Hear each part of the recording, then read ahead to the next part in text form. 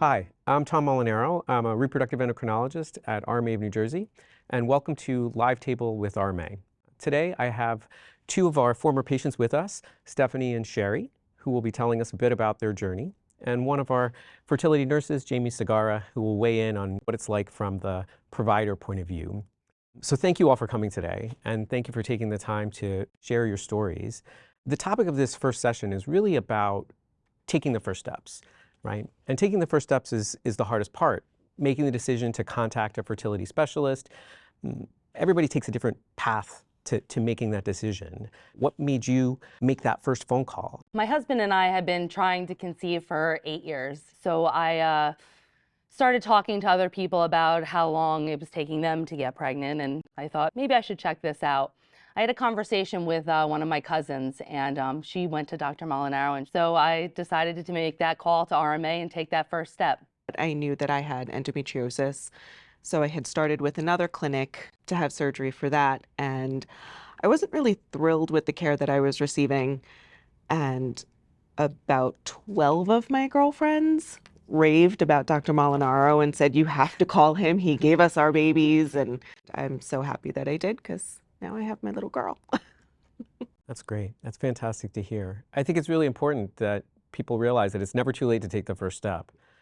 Stephanie, you started at another center. What were the things about that center that maybe were red flags for you that made you think, I probably should be somewhere else? I wanted to get the ball rolling and move things along. And even having said that, my surgical orders didn't get put in right away. I had to constantly be on top of them, asking them when the next thing was going to happen.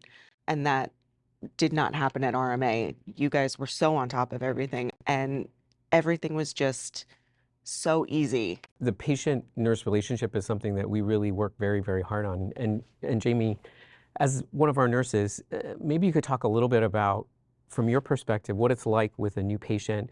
How do you establish a rapport, that trust that's so important? We have a continuous open line of communication, which is really nice between the patients. There's many ways that they can reach out to me through our patient portal, which is fantastic, through phone, by email. The date of first visit, I try to spend a lot of time with all of my patients to kind of review all of the next steps, everything that's expected, provide a lot of information, but then always with follow-up calls. A huge part of that first visit is education.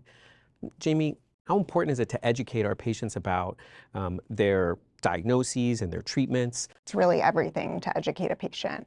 The education portion is really what makes them feel comfortable moving forward with whatever their treatment plan may be. How important was it for you to get a diagnosis? I just needed to know what was wrong. I needed to know what was going on. And once I had that diagnosis, the game plan was set and we could just continue on. And that was super helpful for me.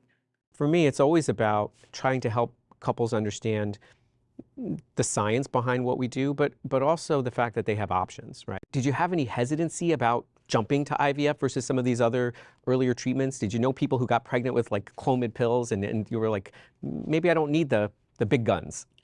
I'm a go big or go home kind of gal. I wanted the success that IVF provided. I was ready. I wanted to start a family. I had been trying for so long, and IVF was the right option for me. I was a little more hesitant. IVF seemed a little bit intimidating. And you and I sat down, we talked, we discussed what the success rate for my specific circumstance would be with IUI and what it would be with IVF. And I made the decision that IVF was the right way to go based off of our conversation and knowing all the facts. And I'm glad that we did because I think we would have wasted a lot of time not going that route. Let's think back to that patient at home who's considering, should I make an appointment? Should I not make an appointment? When's the right time? The longer that you wait, fertility does significantly decline with age. So it's best to address that now rather than wait potentially 3 years and come back and you've lost a significant portion of time for your fertility. Right. 3 years can be the difference between success and failure. Correct. I think it's a great point that there's no time like the present. Every patient's different, but it's so gratifying and it's really just, it makes my day to see you here smiling at the end of your journeys with me, but at the beginning of your journeys with your families. So that's just really fantastic.